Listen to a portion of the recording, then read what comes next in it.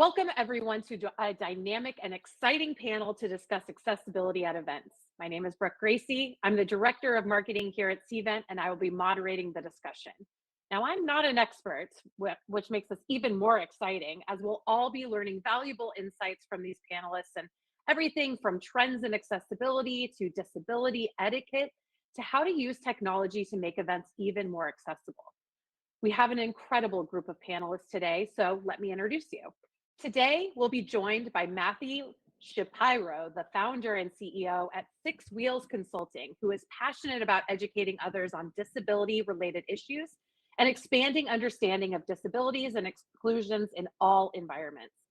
We also have Stephen Cutchins, the Senior Manager of Accessibility right here at Cvent. In his role, he's dedicated to ensuring that Cvent's products are usable and enjoyable for attendees with disabilities. And we have Amanda Bolton, also from Cvent, where she is the Senior Software Development Engineer. In her work, she focuses on testing for high quality standards, including accessibility, with a decade of experience teaching students with various accessibility needs. Later, we're also going to be joined by Ron Justice, one of my favorite Cventers, who is the Principal Solutions Consultant and focuses on providing support to the Cvent sales team and helping customers understand the value of the Cvent platform. Along with Stephen, he's going to walk us through a deep dive into tech. So with that, I do have a few housekeeping items. On the right side of your screen, you can join in the conversation in the chat. Often we find some incredible insights come from these chats, so please join in. We also have time for Q&A, so submit your questions in the Q&A section. Let's get right to it. Stephen, I want to start with you. Now, we hear about accessibility all the time, but the conversation is constantly changing. So what top trends are you seeing? I think the biggest thing is it used to be, I don't know, so I don't do. I don't know if people with disabilities come to my conference. I don't know how to enable them. And we kind of all knew it was the wrong way to do it, but we didn't know what to do. And I think now it's not the, I don't know, so I don't do. I'm going to find out how to do this. Within this space, we talk about a lot where, people with disabilities are 20+% of our population. Some might be a limited disability that doesn't really impact their ability to go to a conference. It could be like neurological where they don't want to or they're uncomfortable with it, but it could be, say, I'm in a wheelchair, I use a service animal, I have a personal care assistant. I really can't go to your conference unless you enable me. And now that's changing too. We realize that's 20% of the population. I'm going to enable them. They're going to come to my conference. And we are making mistakes. We being all planners, the events industry. We don't know everything. But the good news, I think now, the big change is instead of I don't know, so I'm not going to do, it's I don't know, I'm going to figure out how. And I'm going to learn from lessons learned from mistakes I've made before. Maybe my captions weren't good enough. Maybe I just did auto-generated captions and I should have had a human. Maybe I only did captions and I really should have had a sign language interpreter. We're starting to learn from those things, and every event is just getting kind of better and better and better. And that makes me very happy. Same. Yeah, I can certainly see this happening. And I'm really glad that you mentioned this right up front, because the focus on accessibility is great, especially when we're talking about events. It's great to hear the conversation happening. So I kind of want to move on to our next trend, actually, which is how are planners finding better ways to understand their audience at events, like you're saying, but so that they can build in the right accessibility elements? Yeah, now we ask, and it's wonderful. And when I say we ask, we've all been to a conference where it has it says ADA here in the U.S., which is Americans with Disabilities Act. They'll say ADA and they'll put in a checkbox, or they'll put in a yes/no radio button. And Matthew, I'll let Matthew talk about this more later, but not all accommodations are equal. So ADA is better than nothing. The radio button doesn't quite work because you could be blind, you could be deaf, you could have a neurological disorder. There are a lot of things that are covered under ADA. So we are starting to ask questions more. Do you require captions? Do you require a sign language interpreter? Will you require a quiet room or a quiet space or a relaxation area? We're starting to ask specific questions. And excuse me, and that's when we know what to ask. What we If we don't know what to ask, what I'm seeing, and this is actually see if an employee came to me in our Enable employee resource group for employees with disabilities and said, "This is amazing. You have to see this." It was a registration site. She's an alumni, and they were doing an alumni weekend. And the registration site said, "Do you require, ADA accommodations?" And it had a yes or no, and it said, "If you put yes, then we will contact you within the next 2 or 3 weeks to discuss what accommodations you need." And before, previously, it was, if you go back far enough, it was a checkbox, yes or no, I require accommodations. That meant, okay, well, the phone in the hotel room is going to have, is going to have a light because we just assume it's deaf. You can't hear the phone ringing, or the fire alarm's going to have a light. And that was it. It didn't mean captions. It didn't mean sign language interpreter. It didn't mean you were coming with, you were you used a mobility device, you were in a wheelchair, and you came with a personal care assistant, and you had a service animal. It didn't mean any of that. It meant what we thought it would. But now they're saying we know it's a lot more than that. We don't know what to ask. And I think it's a very beautiful thing. The way they put that is, we will contact you. We will find out what you need, and we'll actually act on it. It's fantastic. I love when we ask the right questions. That's a really great example. I love that. Really solid advice.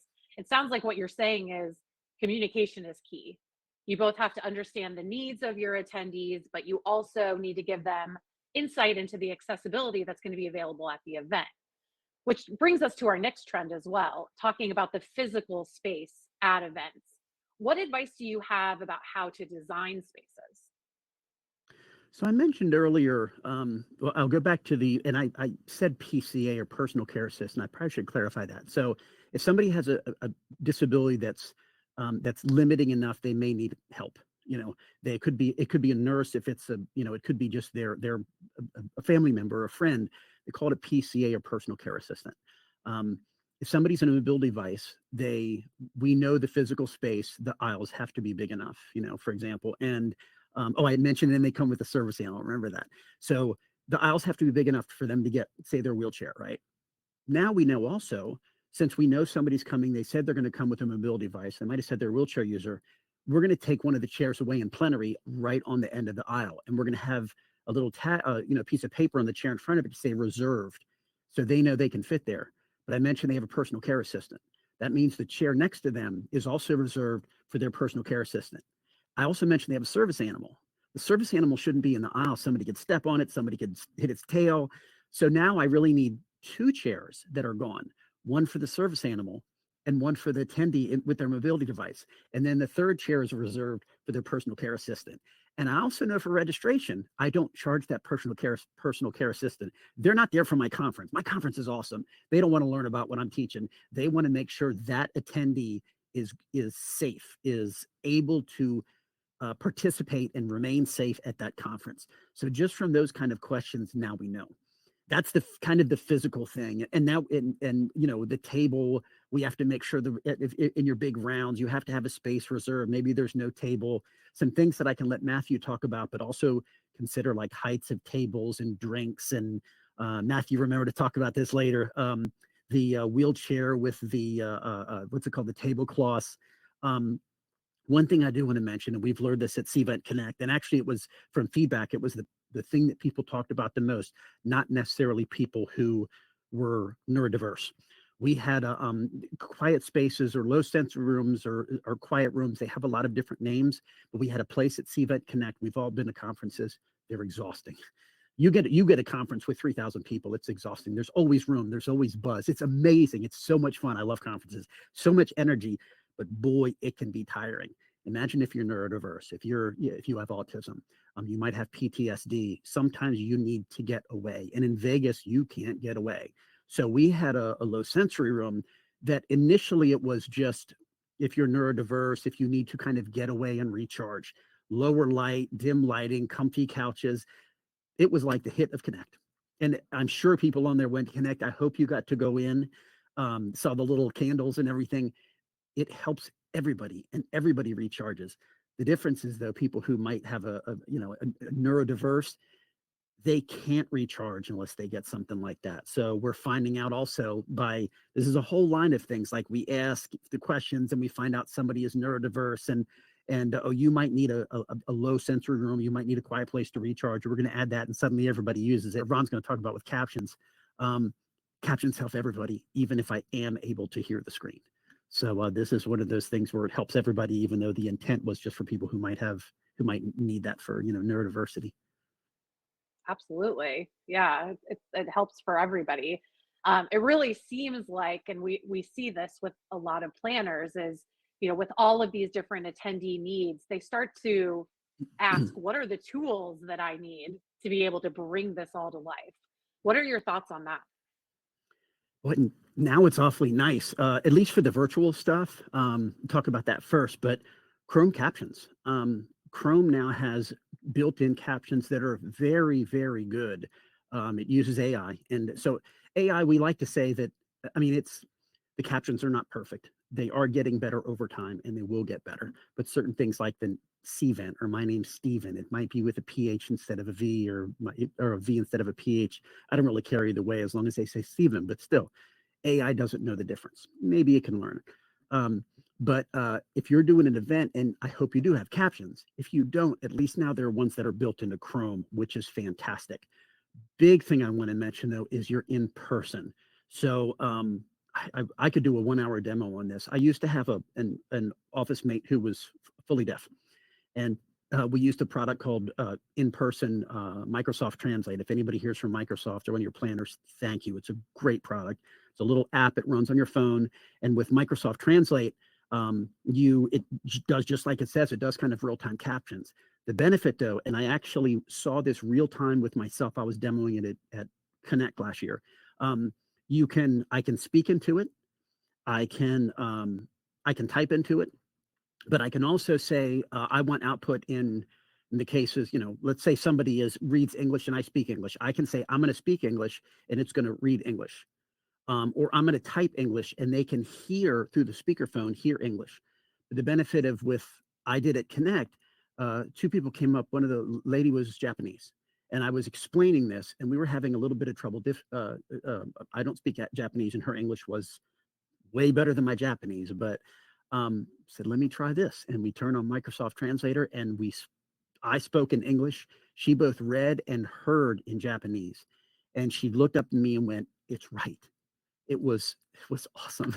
It was so cool. So it could have been, in that case, she didn't have a disability, but it could have been that she was deaf, that she couldn't hear me, and she could have read it in her native language. It was so cool.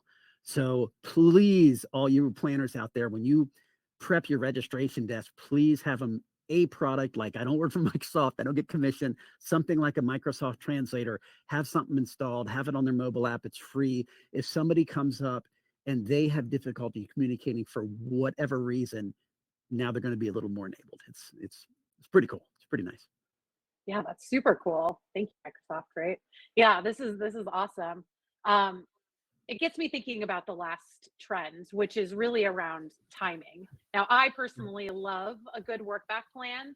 So talk to me, when should all of this planning for accessibility really start? I mean, really day one. So what we don't want to do, excuse me, we're a software company. We don't want to wait till the end when you're creating your site and using our software. It has to be before that. It has to be, and Matthew will talk about this, but it has to be in the very beginning when you're doing things like, we always, joke the day of conference, your, annual conference, the planning starts the very next day after your conference ends. So when that starts, I'm looking at venues, make sure the prelim part is I'm going to make sure they have rooms that are accessible. And as it progresses and you find out that planner who has a personal care assistant and is in a wheelchair and has a service animal, that's relayed back and forth. There was a study that said, I have to read this. I didn't write the source down. I apologize. I think it was College University of New York or New York University, that 75% of neurodivergent business travelers would self-ID when booking at a hotel if they thought that it would improve the experience. So they want to self-identify. They want to say what their differences are to everybody else, so we can act on it. Our responsibility as planners is we need to, from the very beginning, start prepping. And then when things like, if somebody who's a neurodiverse says, I have autism. I'm going to come to your event. I'm a speaker at your event, right? I'm the right person for your event. You can let the hotel know that, and they will prep the registration desk. For example, it may be where somebody with a little more severe autism may not be comfortable going up and talking and saying, "Hi, my name is Steven. I want to check in." They may have to do an online check-in. You let them know so they can enable that. Little things like that. It's not such a groundbreaking things that you have to do. It's little tweaks. And if you're not sure, again, we talked about a little while ago, ask the attendee, hey, you said you're neurodiverse or you're autistic. How can I enable you so you can come and enjoy this conference just like anybody else? You want to ask those questions. Yeah, because it's kind of a personal experience, right? For each person, their accessibility needs might be a little bit different. So really acknowledging that is super helpful. Now, Amanda, I know that you had some thoughts on this as well. What do you think, especially when we're talking about like auto generated captions and things like that? Oh, absolutely, yes. Now, I am hard of hearing. I do have troubles hearing some things, especially making out people's voices. And so I put captions on everything, basically. Captions for me are a good form of accessibility.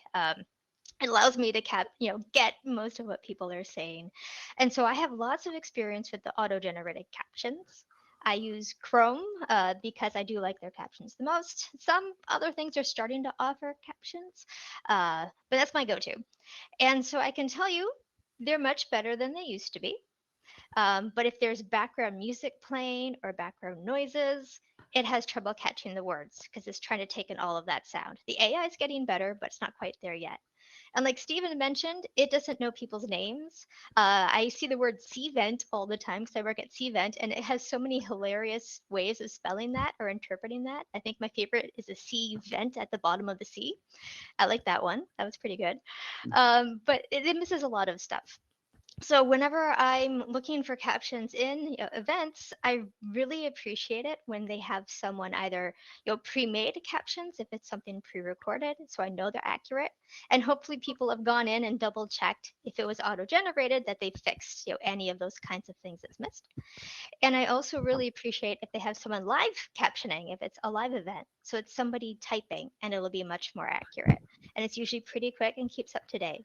So there are any captions are better than no captions, but there are definitely better quality captions and not quite as good quality captions out there. Yeah, that certainly makes sense. Sounds like we love Chrome and AI is catching up with us. We're getting that technology to work a little bit better for this. That's great. Thank you so much, Amanda, and thank you, Stephen, as well. I just want to take this opportunity to remind the audience that if you have any questions for Stephen, for Amanda, for anyone else on the panel, just go ahead and put them in the Q&A section. We're definitely going to have time at the end for some questions. Now, Matthew, I want to move on to you and discuss disability etiquette. What Yes. recommendations do you have? How best to approach this with regards to ADA compliant rooms and physical layouts? What do we need to consider when planning and hosting events? Yeah, so I will go through kind of the entire process. From the begin, we'll start at the beginning and we'll work our way all the way through. So as Stephen mentioned, accessibility really starts at the end of your previous conference and the next day for your next conference, right?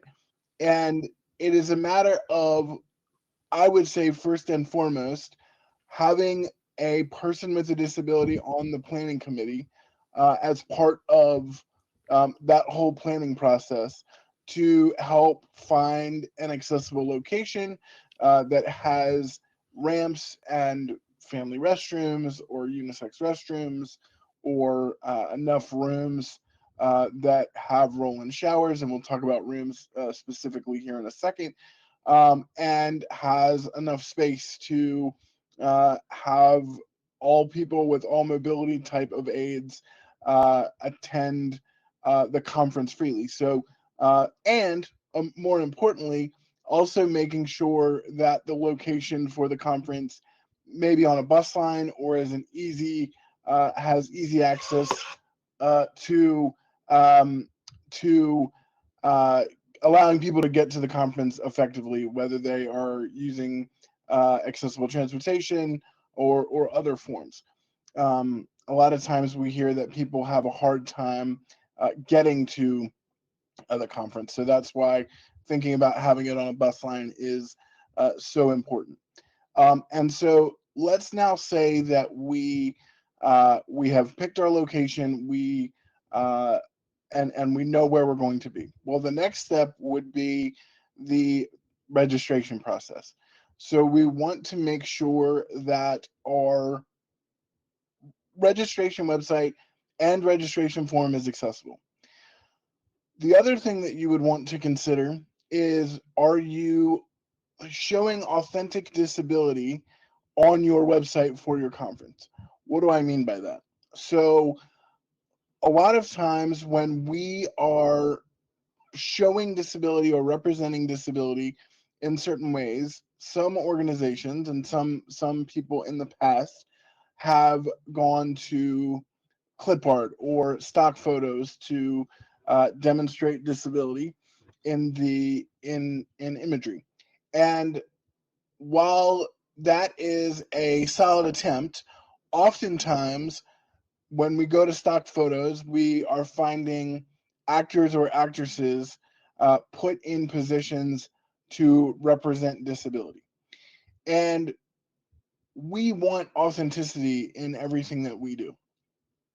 And so, when we are looking at our imagery, we want to make sure that we are finding actual people with disabilities who live in their bodies in that way, and who live as people with disabilities, to be shown on such websites. And again, want to make sure that our website allows for use of screen readers and other assistive technology devices, and, as Stephen mentioned, asks the right questions in terms of what kind of accommodations do you need? How can we have a conversation with you? I love when Stephen brought that up.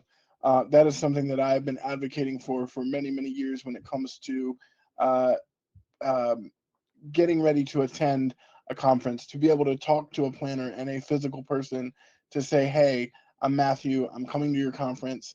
I have this, and this accommodation that I need. How can we make sure I'm most comfortable? Because Stephen is correct, right? We want to make sure that if I or someone else with a disability is attending a conference, right, they are not worried about, can I get into a space? Will they have the right accommodations for me?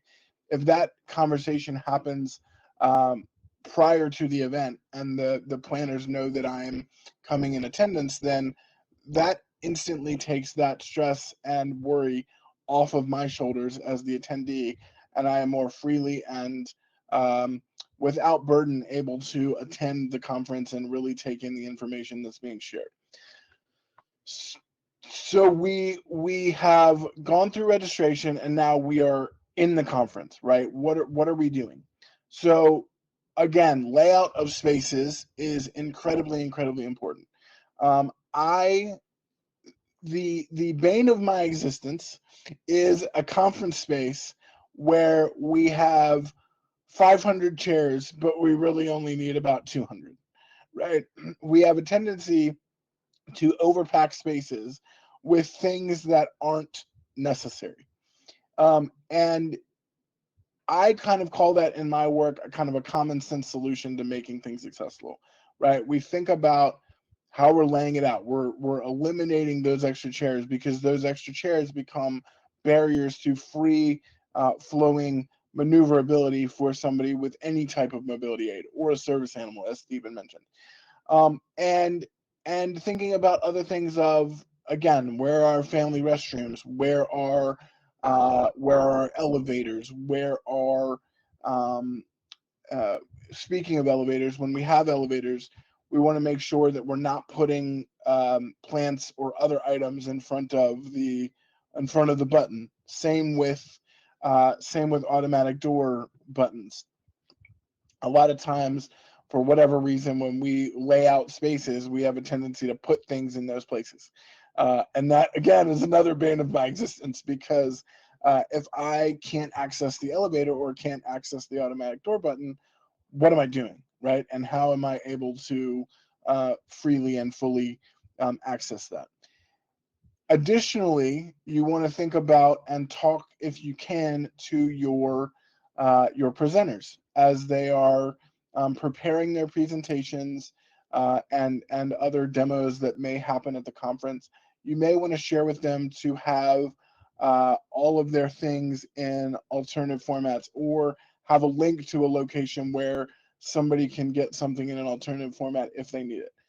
What is an alternative format? Braille, large print, uh, um, a transcript of the presentation, different things like that.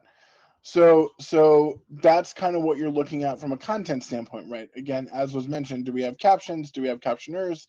Do we have live captions? All of the things that would be needed as an accessibility feature for someone to fully access that presentation.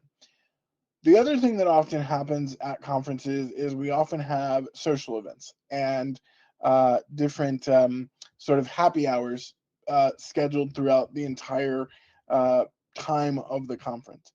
And those also need to be very accessible. And so, if we have a buffet line, right, we want to think about maybe we can do some sensitivity training for staff that are helping to serve the buffet line, so that, if I am rolling through the buffet line and a staffer sees me, they are able to offer me assistance to help retrieve my food, different things like that. And to back up a second, I would also, in the beginning phase of the process, make sure that an accessibility, or somebody, one, does an accessibility audit of the location. I should have brought that up earlier. My apologies. And also potentially doing some sensitivity training for any staff that may be on site at the location during the conference time. And so we have the buffet line. They've done the training. They know how to best serve people who have mobility challenges, people who are blind or visually impaired, people who may have autism. And then the other thing that we want to think about when it comes to banquets and different things like that is, when we set up tables, right, or we need to make sure that we have high tables and low tables. My chair can raise up and down, so I can use a high or low table. Not everyone can do that. We also want to consider table skirts, right? We often have, have an itch. We often have table skirts at all of our tables because we want them to look really, really nice. Oftentimes, however, if they are too long, someone's mobility aid can get caught up in the table skirt, and you could end up pulling a Henry Houdini and pulling everything off the table if you're not too careful.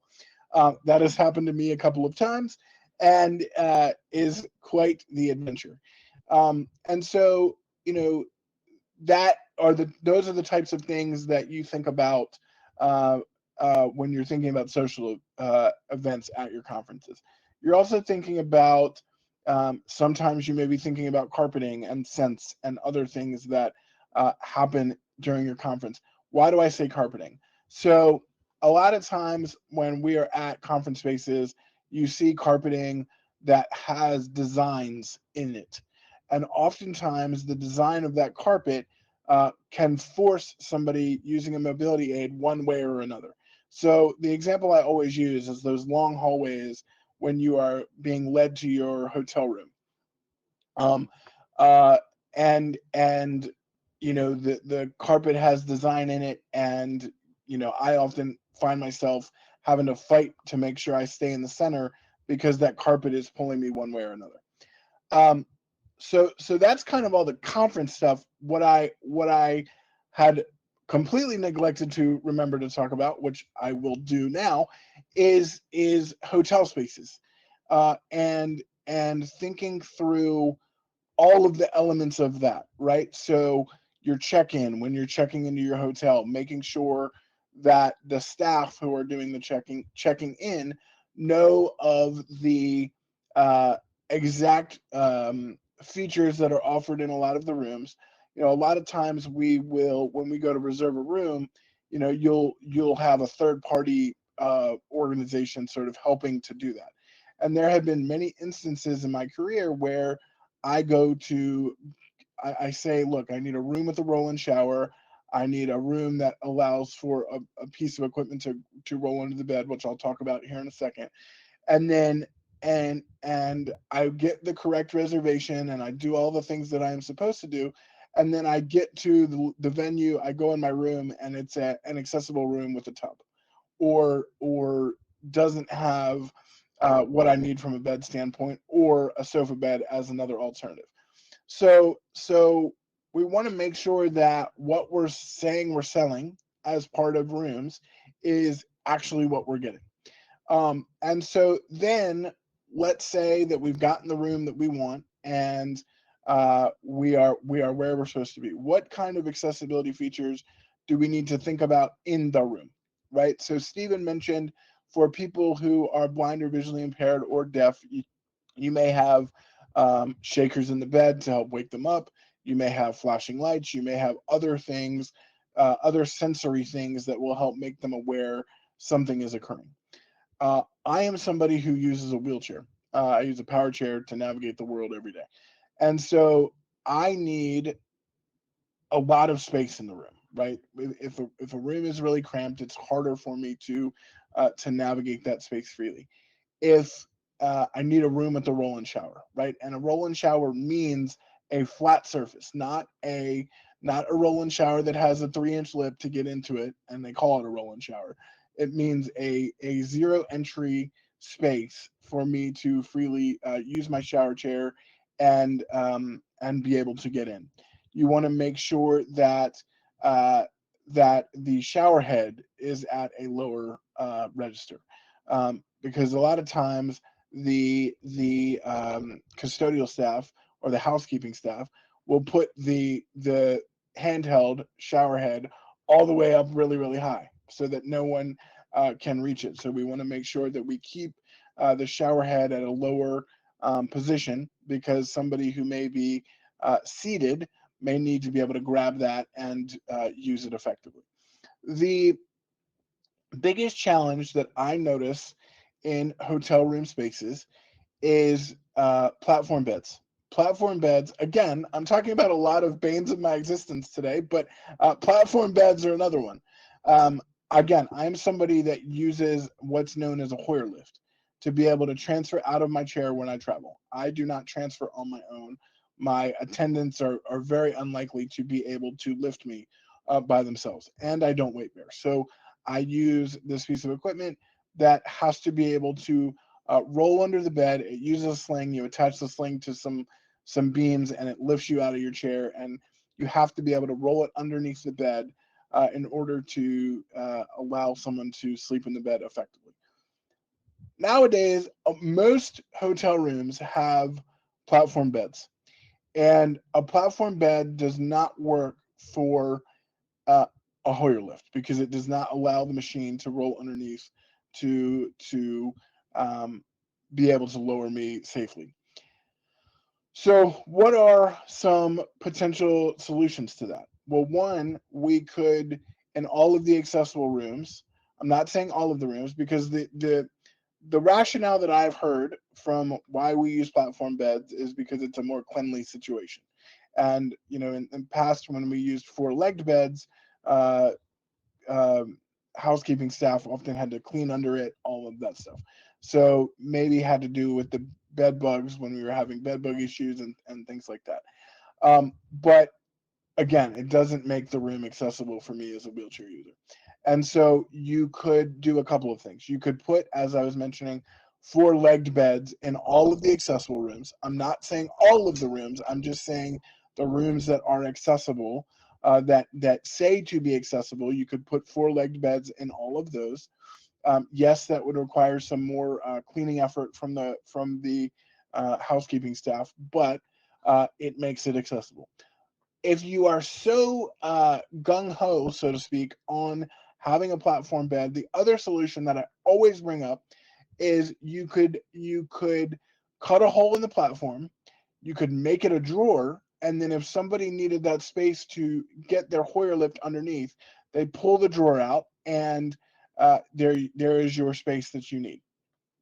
The other most important thing about all of these accessibility features that I've mentioned in rooms in all aspects of the conference is you need to make sure that you are advertising them and saying, hey, we have all of these things available to you, and making it very clear that someone can use that feature, right? There's a lot of times when I have been in rooms and you are not made aware that that feature exists. There's like a little sign and you don't always read it.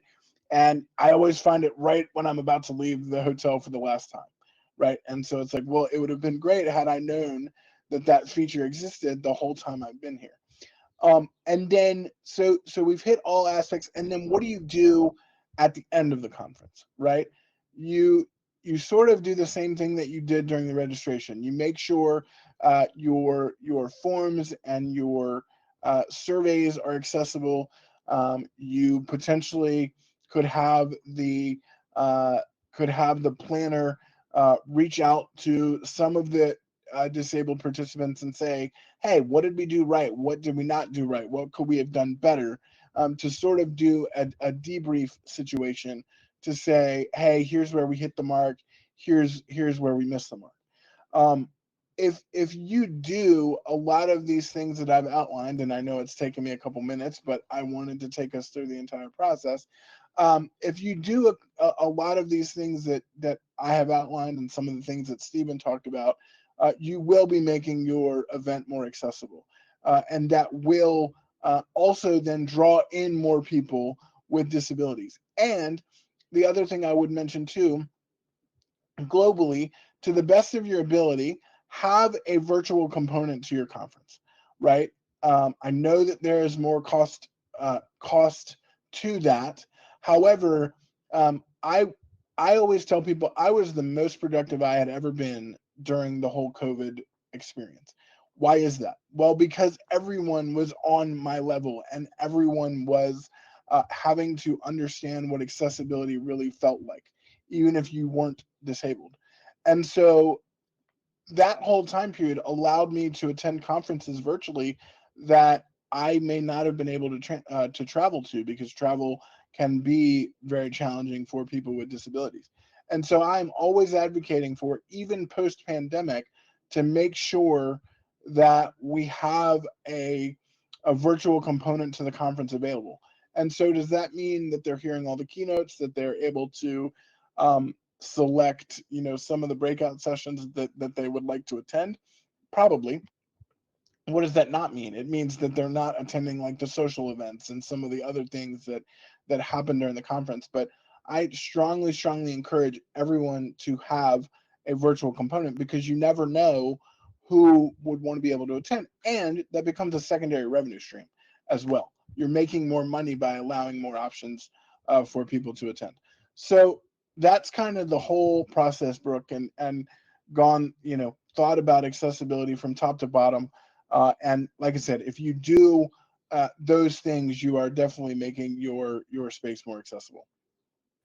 That's awesome. I learned so much during that, Matthew. Thank you for being thorough, because there's a lot of things there that maybe we wouldn't consider. And the common thread that I see between all of your guys' answers here is that communication piece of it. Another really interesting thing that Matthew said was about the virtual events and the opportunity for additional revenue driving options with having that virtual component. Stephen, I know you have a little bit of data that can continue that conversation. Would you mind sharing that with us? I do. Yeah. Thank you. So people think people with disabilities are a cost. I'm going to spend all this money and Matthew is going to come. He's the only person who's going to come. There's going to be one person who's in a wheelchair. That's not the case. Even if it is initially, the lessons learned and the broadcasting of both you saying, look, we had an event and there was a person who came in a wheelchair and it was successful. And Matthew telling the community of people with disabilities, they talk. But outside of that, Accenture did a research.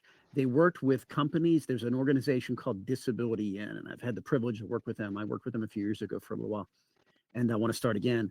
And they companies that did well in the Disability Equality Index, which is a rating of how inclusive you are to people with disabilities, They said, pure profit perspective, let's see if there's a difference between the companies that did really well and the companies that didn't do very well. Purely, I do better supporting people with disabilities and if I make money. The numbers were staggering. It was 1.6 times revenue, 2.6 times net income, and double the economic profit margin. Now, this doesn't mean that I'm going to start, both hiring and promoting events for people with disabilities. It doesn't mean that. But what it does mean is that you open up so many more opportunities. And this, by the way, this Disability Equality Index, it does include employees. So, so it does include, do I have better hiring practice to hire people who may be blind or deaf in a wheelchair? But the numbers are clear. When you're inclusive to people with disabilities, you open your event up and say, come on in, come on in. You will make more money than if you don't. So great That's research. awesome. I quoted a lot. Yeah, no, that's super helpful. And Amanda, I know that you had some additional considerations as well. What should we not forget when we're planning an event with accessibility in mind? Well, I first want to second everything that Matthew said, as well as what Stephen just said. It makes such a difference when accessibility is planned for and you actually feel included and you are included, like you can fully participate. And so some things that I've encountered that make a very big difference is one, you have good communication. People know what they need, so listen to them, open that line of communication. And also think of their experience. And I want to give you an example of that. I like virtual options because I can control my setup. I can control having captions much more easily than when I go in person. When I go in person, my hands are, my experience is in your hands, basically. There's some things I can control, many I can't. And where I usually try to have captions, it's a very hit and miss experience. So, for example, sometimes a captions will be available on my smartphone, but my smartphone is dying. And I'm having to look down at my lap and not look at the whole reason for being here in person. And one time, it was just not working out well for me, and I realized I could read the teleprompter for the people on stage. It was behind me. So I kept looking backwards and reading and then going back and watching them say the things. And that was actually a better experience for me, finding those captions that weren't intended for me. So the planning ahead, what not to forget, uh, think of that plan, think of that experience. If you are having ASL interpreters, sign language and captions are two completely different ways of helping people. Captions are for the spoken language. It doesn't convey the emotion or the other things that go into it. ASL, American Sign Language, is one sign language that does capture all of that. It's a full, completely different language. Someone who knows ASL and can speak and write in English is bilingual. They know two different languages. So ask people what is the good accommodation for them. I'm a beginner at ASL. It's not a good accommodation for me. I won't know what the person is saying, unfortunately. So those are two things I really care about. And I just wanted to briefly mention, do think of the whole space. Stephen mentioned earlier about having that quiet room. That's really good for someone like me too. I wear hearing aids and the world is so loud and so tiring. I just want to take a break where it is quiet. If you ever want to know where a quiet place is at any event, venue, party, just go find me. I'm probably sitting there by myself because I just need quiet for a while. But that's just part of what I have to do to have a good experience for myself. Yeah, that's awesome. It makes total sense. Just a little bit of quiet can go a long ways, it sounds like. Well, unfortunately, this is coming to the end of part one. There is more to come, but first, I want to take just a couple questions from you guys. The first one, which I think everyone is asking, is where can I learn more about how to make events accessible for people who face challenges like yours? Where can we learn more? So I'll do that one. So stick around at the end of our second hour. There's something called the Big Book of Event Accessibility. We've been working on this thing for many, many months. It's huge. I think we're, 60 pages. It's going to be a free downloadable PDF.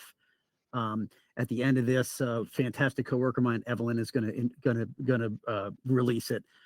It's going to have information that a planner needs. We're doing it in phases because it's just so big. These are the things you need to do the overview of accessibility, the questions you may want to consider for registration, disability etiquette. As we go along, we're going to cover kind of more at the event, post-event. Very, very excited about this. It has been a lot more than months we've been working on it, and we're finally ready to release it today. So give me another hour and I'll release it. Oh, well, I'm glad I asked then. That sounds like an incredible resource. Everyone make sure that you check that out. I think we only have time for one more question. And I really want to go back to that topic of being able to create more accessible events will also lead to dollars potentially. How can event organizers measure the success of their efforts when they're creating accessible events? So go ahead, Steve. Matthew, please. No, go ahead. Yeah, no. So I think one is the dollars, right? Like what is the revenue that we bring in to the conference? But then two, that's where that post data is really important for, again, what did we do right? What did we do wrong? How can we have improved on accessibility here?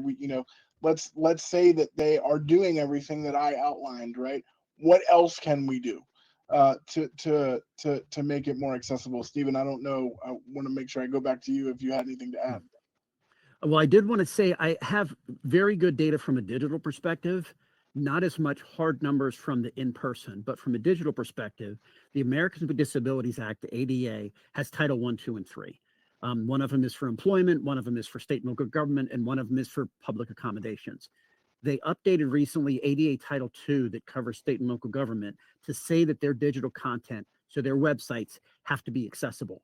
And the natural pushback was, it's going to cost us millions of dollars for this website. We can't afford it. So the OM, Office of Manager, whatever I don't know the acronym for the federal government, the budget people did research, and it was I believe slightly less than 2%. It was like 1.97% more expensive to create a website that includes everyone. So my guess is when you're creating an event, it's probably not much more than that. It's Matthew lets you know he needs an accessible room. That's not on the planner to create a room, to build a room. They need to say he's in a wheelchair, he's in a power wheelchair, he needs space, he needs a Hoyer lift. You're done. And then that's on the hotel. And they want Matthew to come anyway because that's another room. And Matthew tells all of his friends in the disability community and all of his friends, I want to go to that Hyatt because they accommodated my friend, my brother, my cousin. They want to go there anyway. So it's that also, as I think, opens up that huge revenue stream. And about in the US, about 26% of people have a disability. Globally, it's, I think, 22%. We have money. We want to spend it at your conference. You just need to enable us, and we will bring our dollars. I promise it. Yeah, Oh my and gosh. really quick, Brooke, to add to that really quick, the disability community talks, right? And so if we know that a conference or a social event or something does accessibility really well, you better believe that we are going to be telling our friends, our family, our everybody to go to that conference. The other piece to that really quickly too is I'm not the only one spending money there. My attendant could be spending money there. My partner, my whomever. I don't travel just by myself. I typically travel with a group of people. So there are a group of people who will be spending money in during that conference as well. So again, the money and all of that really does matter because the community is very connected to one another, and when something works, everyone knows about it. Absolutely. And I know we love to talk about dollars and cents, but it seems to me that creating an accessible event is also just the right thing to do. So I thank you guys so much for giving us so many amazing insights on this topic. We're actually going to go take a quick intermission. So go grab a drink or use the restroom. You're not going to want to miss part 2, where Stephen and Ron are going to discuss how to use tech for accessible events. Thank you guys so much. This was incredibly interesting. I learned so much. Thank you. Thank you. Thank you very much.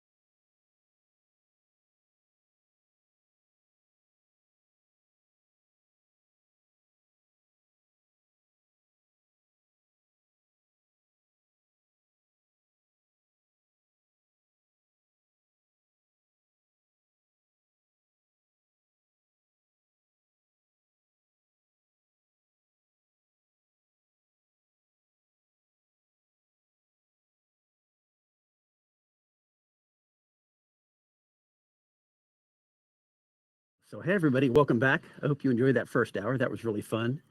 For this, the beginning of maybe the first 5 minutes of the second hour, I want to try something different. We talk about image alt text and headers and color contrast and assistive technology. And I don't think a lot of us really understand what it is. So what I want to do is, fingers crossed, the technology is going to work fine. We're going to share a screen reader. This is the JAWS screen reader. We're going to share it from my laptop so you guys can actually hear and experience what it's like for one of your attendees who may be unable to see your screens. So they're going to have to use a assistive technology.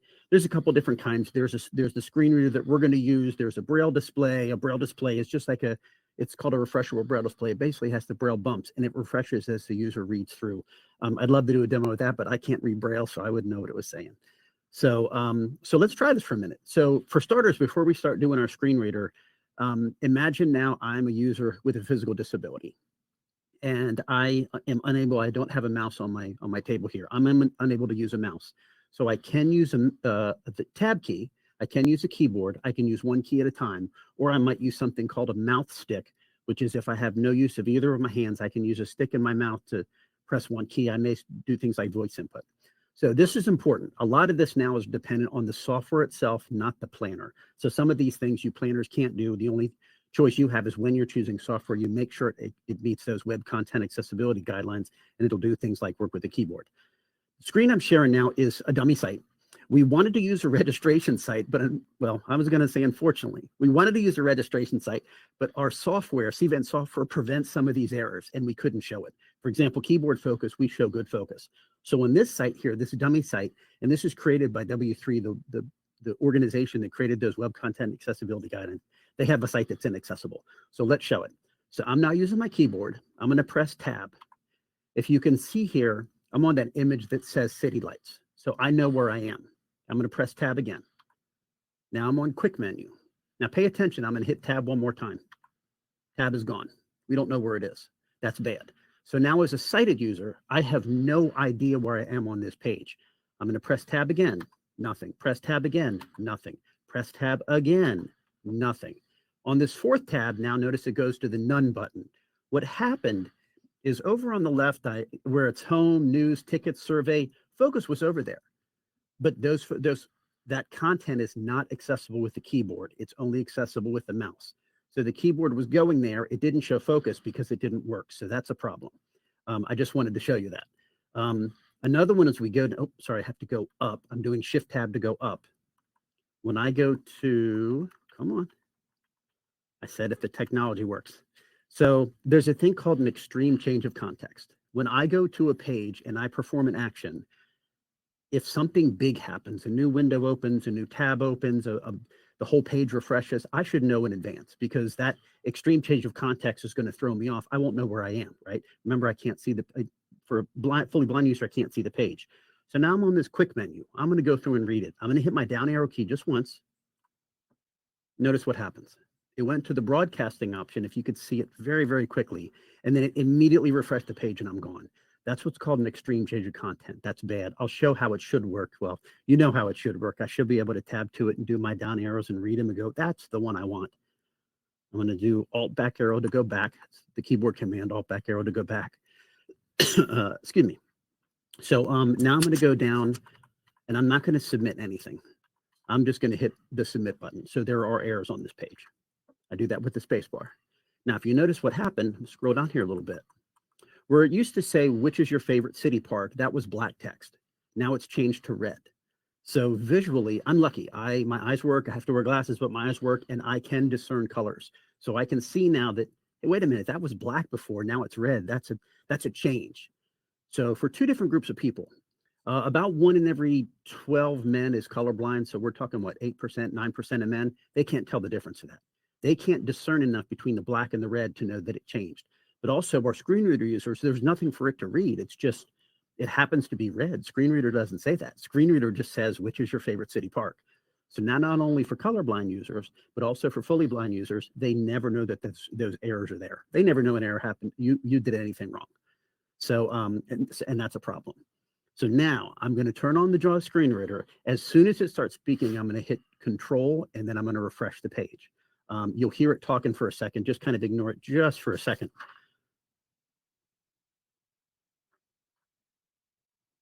JAWS. Refresh that page to make sure JAWS reads correctly. Confirm form. Space. City lights. Okay, so this is JAWS. So JAWS doesn't know that we should be in this little mini page at the bottom. Oh, I didn't hit refresh. One more time. Confirm form resub. Enter. City lights survey dash city lights. It's still showing the error. We'll ignore that. I don't know why it's still showing red down there. So JAWS doesn't know that we only want to be in that little section of the page. So it's going to read the content that's up there at the top, the big heading of inaccessible page, survey page, and before and after, right? So I'm going to cheat a little bit and use my mouse, and I'm just going to kind of click somewhere down here. Let's click on this none radio button. Radio button checked. 1 of 1. Which is your favorite city park? Column 1, row 3. So it gave me some information there. It let me know that I was on a radio button, which is correct. And it said, it said something about column 1, row something or other. It said I was in a data table. So we've seen tables before. Tables have column headers, they have row headers, and where, last name is the column header, and registry, whatever, attendee is the other one, and where they match, that's the last name of that attendee, let's say. But here it said I was in a data table. It did that because when the software engineer designed this page, they wanted things to line up nicely, so they put them in a table, and then they hid the table. That's actually bad because as a blind user, when I hear table, I think, where's my column and row headers? So this is bad markup. Again, you planners, this isn't something, this isn't on you, it's on the software engineer when we created that. So I go to a page for the first time. I'm fully blind. I can't see this page. Just like in a book with a table of contents, if I don't understand what's in the book, I'm going to open it up and I'm going to go to the table of contents and I'm going to read it. Headings are what you do on a web page to understand the layout of that page. So for JAWS, to list headings, I hit Insert F3. Virtual HTML features dialog. List 1, list view. Anchors list 1 of 22. To move to items, use the arrow keys. There we go. I'm going to cheat and hit H. H. Headings list 12 of 22. And I'm going to hit Enter. Enter. Heading list dialog. Headings list view. Inaccessible survey page dash before and after demonstration : 1 of 1. To move to items, use the arrow keys. So what JAWS said is there's one heading on this page. It's inaccessible survey page before and after demonstration, and it's a heading level 1, which is the name of the page. But if you notice, remember, that's the main page. That's not really the page the dummy page we're trying to test. It didn't say any headings on the page. I'm going to hit cancel. And I'm going to scroll down a little bit. Now, visually, I see city lights. That's the heading number 1. That's the page. That's the name of the page. Ron here will show you in a minute how to actually code that or set that when you create your registration site. But also I see a subheading of this week's survey, more city parks, a pain or a gain. That should be heading level 2. That's on that page as a bigger, bolder text. And it has a bunch of stuff under it. If I scroll down also, last week's survey results, that's also a heading. Again, it should be a heading level 2. It's not marked up at all. So on this page, to go back to my book analogy, there's no table of contents. I have no idea how this page is laid out. What would I have to do? I would have to use my arrow keys and read text, everything on the page, and try to figure out, kind of in my mind's eye without being able to see it, what is the layout of this page? I have no idea. Let's check a good page. List with 6 items. List. I'm going to hit Control because it's going to start reading the top stuff. Okay. Excuse me. So now this page actually has been coded to be fully accessible. So I'm going to hit my tab button. I might have to hit it a couple of times to get into the main, the accessible section. Skip to web list with 2 items. City lights : your access to the city. Link graphic. Link graphic. Did you hear city lights? I think it said city lights : your access to the city. That's alt text or image alt text.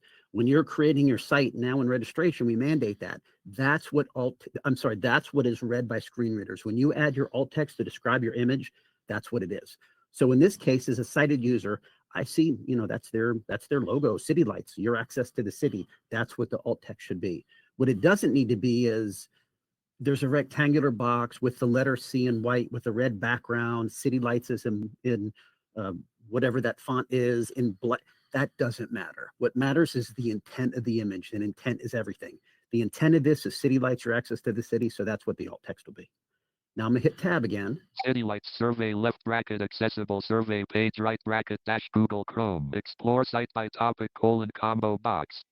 It's reading a bunch of stuff. Let me do shift tab and go City back. explore site by topic There we go. combo box. Quick menu to change the selection use the arrow keys. Now it says to change the selection, use the arrow keys. Remember last time when I hit arrow, I'm gonna hit arrow one time Broadcasting. and I can read broadcasting. I can hit it again. Education. Electricity. Now remember last time when it did that extreme change of context, that was bad. Now it's good. Okay, now let's tab through. Remember those left nav that before it didn't show? Rope list with 4 items. Home link. Now not only does it show it, I can access it. It says it's a home link, and it's structured to say, if you heard, it said what, 1 of 4, now it'll say 2 of 4. News link. Oop. Home link. I thought it said 1 of 4, maybe I'm lying. But, but it lets me know, not only visually I can see it now, but it lets me know it's the home link. I'm going to do one more thing here. I'm going to tab all the way to the bottom, hit submit. Touch submit button to activate, press enter. Enter. City lights survey dash submission failed left bracket accessible survey page right bracket. Sunny spells graphic page has 5 headings and 48 links. There are 26 smart glance highlights on this page. City lights. Whew, that's a lot of information. So sorry, I wanted to wait till it read the errors. But on this page, they did 2 things. One of them is they grouped the errors at the top. There's mixed feedback on this. Some people love it because you set focus to it, and then it says, hey, you have 2 errors.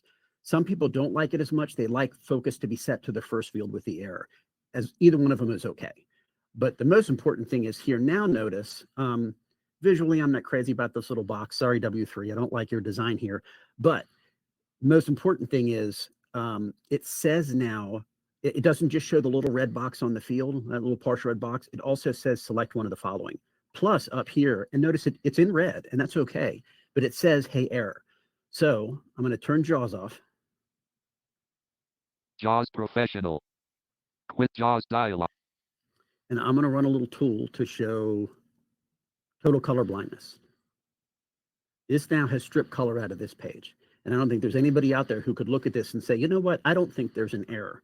Here, you know it's an error, it's in bold, even though it's not in red. Here, there's that little box, it says one of the following. So I knew I made some mistakes. So for all you colorblind folks out there, I think you could be able to tell the difference. And with that said, I hope that was interesting. If you happen to be at Connect, we run screen readers. We have an accessibility booth. We're happy to do demos all day long. You can listen to JAWS until your ears ring, like mine do. With that, I'll hand it over to Ron to create an accessible site. All right. Well, thank you so much, Stephen, for going through that. I know it was very informational for myself to just go through and learn this, and I know that our customers and prospects are also going to enjoy this. I want to begin talking about just creating an accessible site here in Cvent. And when we're talking about this, we know the importance of inclusive events. And as Stephen and our team have already demonstrated the importance of this, and not only that Stephen is doing a lot of the heavy lifting for you, but there are still some things that you'll be able to go through and take advantage of. I'm just going to go through and actually start sharing my screen and pull up a Cvent site. So for most of you, if not all of you, hopefully you're familiar with that experience and what a website can actually go through and look like. And you'll be able to hopefully see my screen where it says Blue Corp Summit.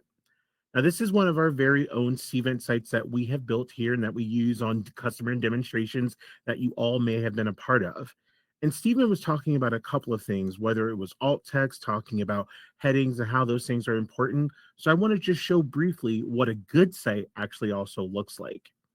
So starting with keyboard navigation, we know this is important for those individuals, as Stephen was mentioning, using maybe a stick mouse or just simply using a keyboard to be able to navigate, how to be able to go through and also be able to register and navigate through the site.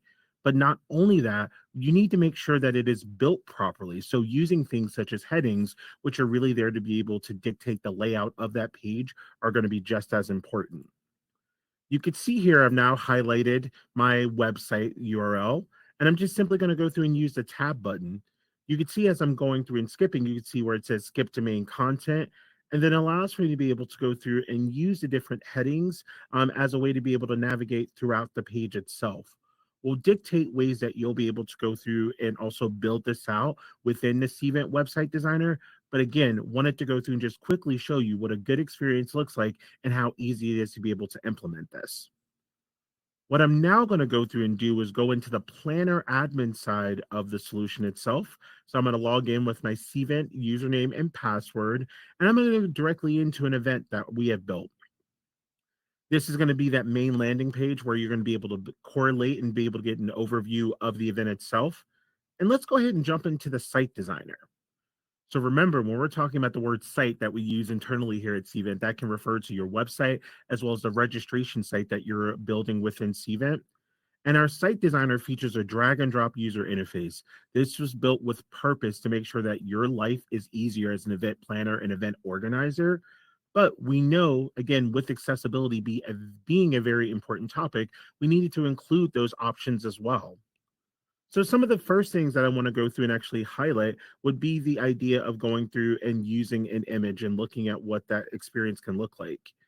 You can see as I've gone through, and I'm just going to scroll down, I'll be able to go through and add different types of text onto this page, as well as different widgets as well.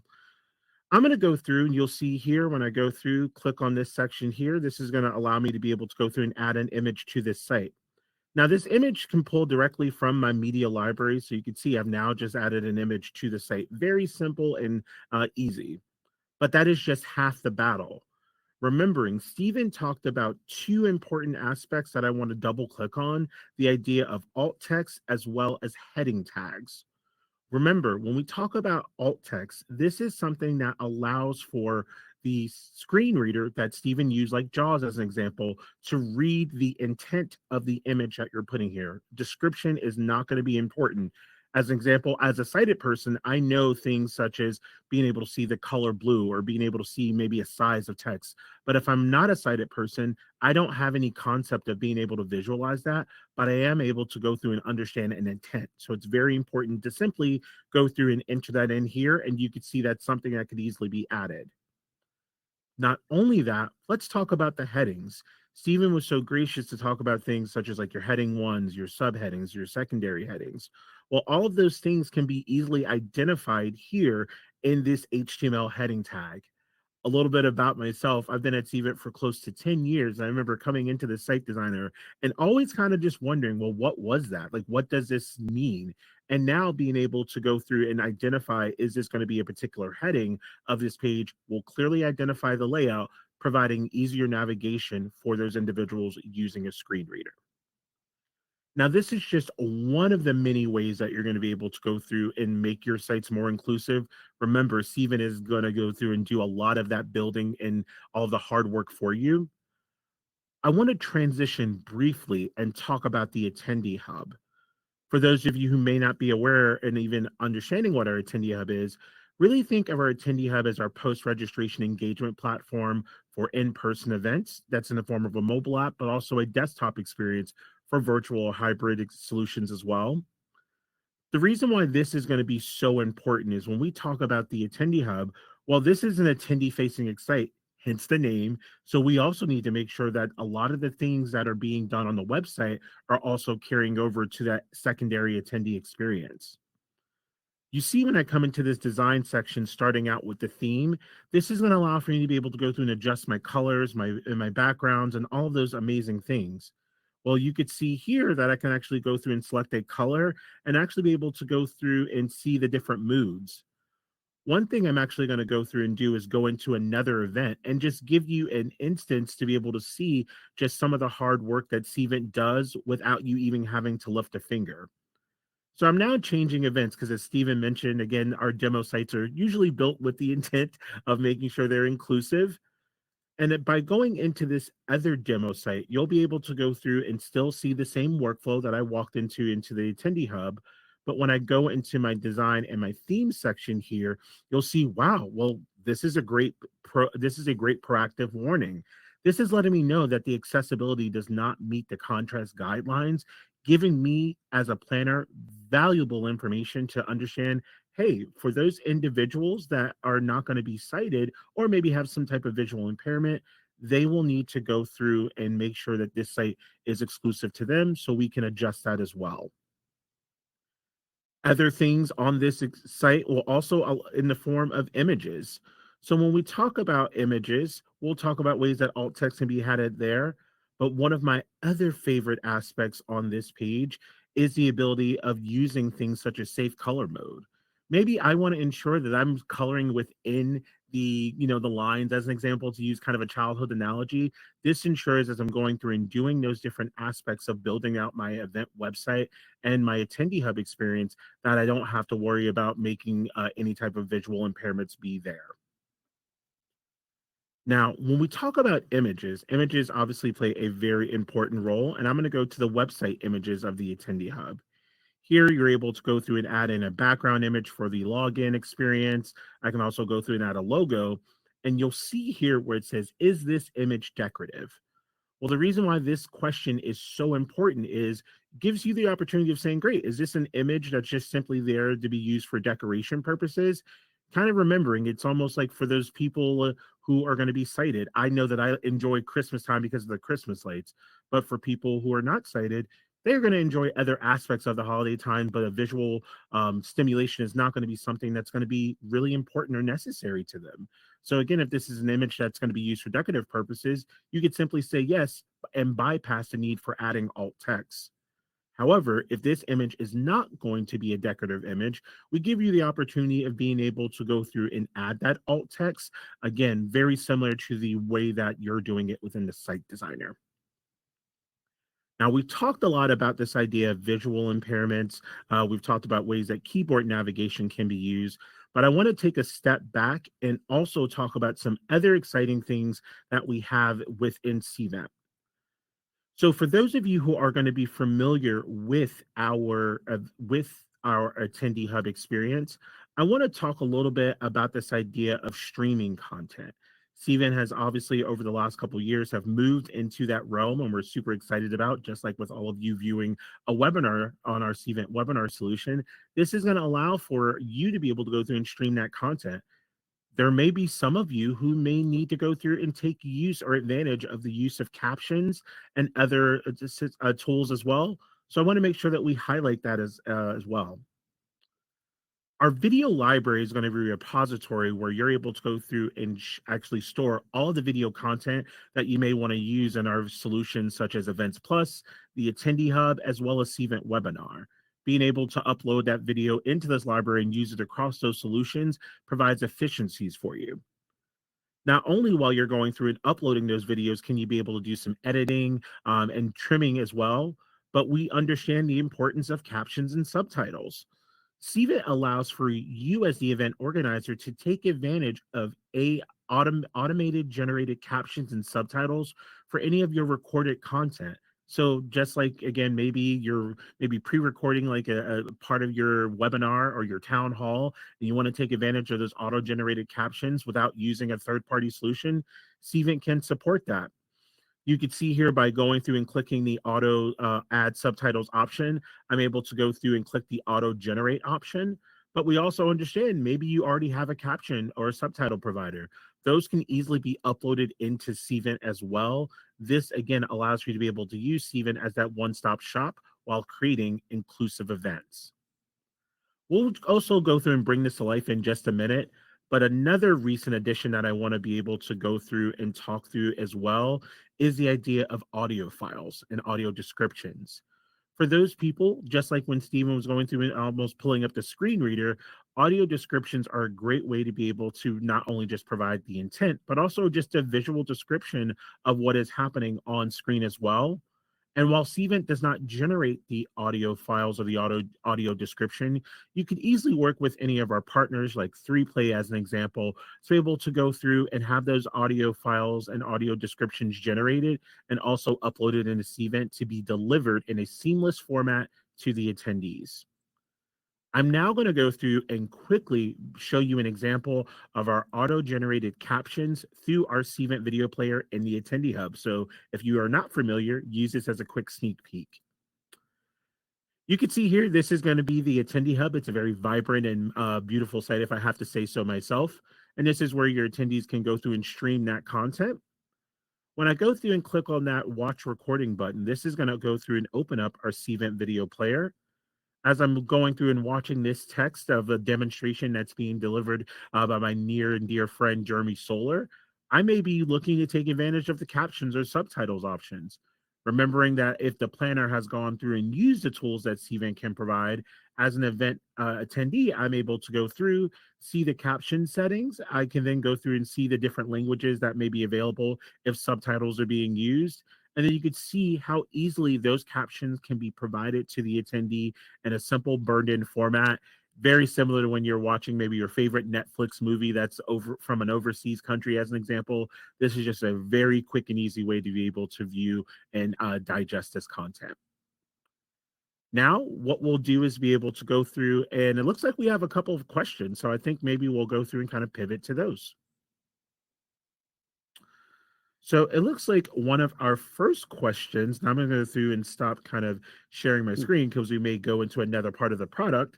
But one of the first questions that Stephen and I received was, outside of alt text and headings, what other things should be considered when designing a website and registration in Cvent?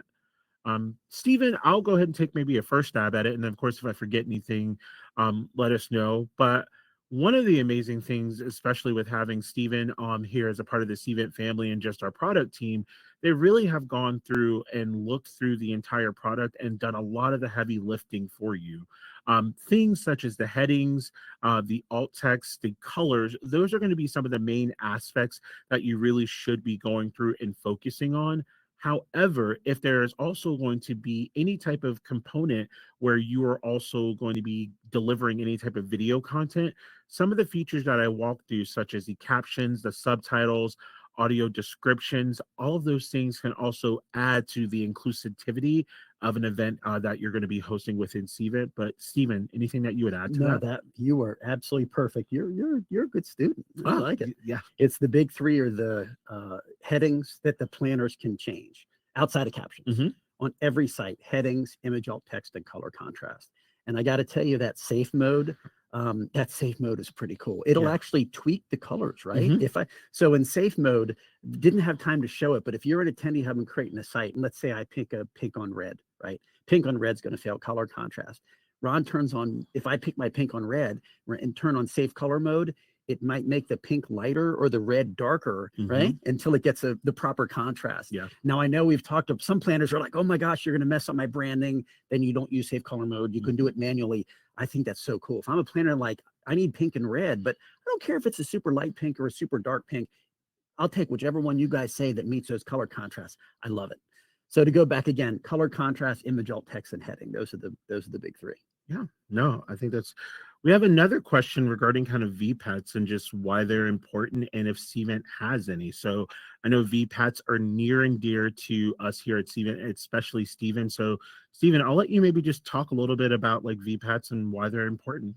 So VPAT, or voluntary product accessibility template. We've mentioned the W3, those nice guys who made that inaccessible and accessible site we demoed. They create the Web Content Accessibility Guidelines, or WCAG. The documented, the standard way to say, hey, we meet these WCAG guidelines, or we don't meet these WCAG guidelines, or we're somewhere in between, is through a thing called a VPAT, or Voluntary Product Accessibility Template. I like to say, technically you fill it out, it becomes an ACR, or Accessibility Conformance Report. Nobody calls it an ACR. They just say, where's your VPAT? So the VPAT it's broken out by those guidelines. We use WCAG 2.2 here at Cvent. And it says, number 1.1.1, the very first one is our friend image alt text. Images have to have non-text content has to have an alternative for images. It's alt text. So on 1.1.1, we have supports. That means, hey, we enable planners when they create a site and use our products to meet this guideline. Some of them support, some of them they might say supports with exceptions if we have some issues. We currently have 12 or 13 VPATs. We're really heavily, just because they share numbers, we're hitting the attendee side first. So registration, attendee hub, our events app, the attendee hub app, a passkey, on arrival, we have those. We're slowly working on the planner side. Planner side has slightly different guidelines called ATAG, or Authoring Tool Accessibility Guidelines. It's kind of a whole nother ball game. We are making very, very sure, as thank you, Ron, for demonstrating, our authoring tools do allow you to create sites that meet WCAG. That's the most important part. We are going to start working on making the tools themselves accessible, but that's a whole nother ballgame.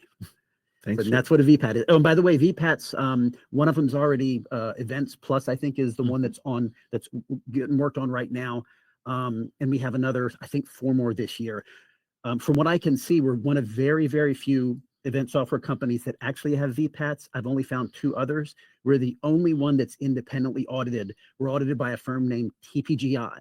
They're owned by the parent company that creates the JAWS screen reader. So we went to the source. So we're the only company, like, if they say we're good or bad or somewhere in between, it's not us, it's them.